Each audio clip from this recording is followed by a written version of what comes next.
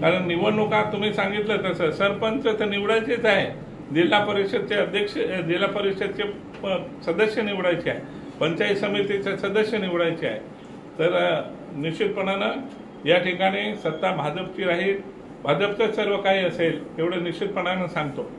आणि हे सांगत असताना दुसरी गोष्ट पण सांगतो, जे ज्या वेळेला युती, आम्ही काही युती भीती करणार नाही, आजच सांगून देतो तुम्हाला।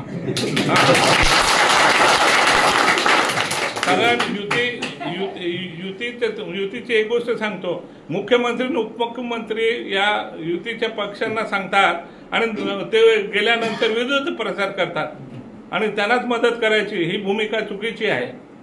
आणि हे असं करत असल्यामुळे आम्ही आमच्या मतदारसंघामध्ये युती करणार नाही, मग नगरपालिका असेल किंवा मग ग्रामीण भाग असेल, एवढं निश्चितपणानं सांगतो। आणि जिल्हा परिषद, पंचायत समिती, ग्रामपंचायती आणि नगरपालिका ही तुम्हाला आम्ही जिंकून ताब्यात देऊ, एवढं त्या ठिकाणी तुम्हाला सांगायचं। 7 जागा जिंकल्या होत्या जिल्हा परिषदेच्या, यावेळेला 10च्या 10 जिंकायच्या।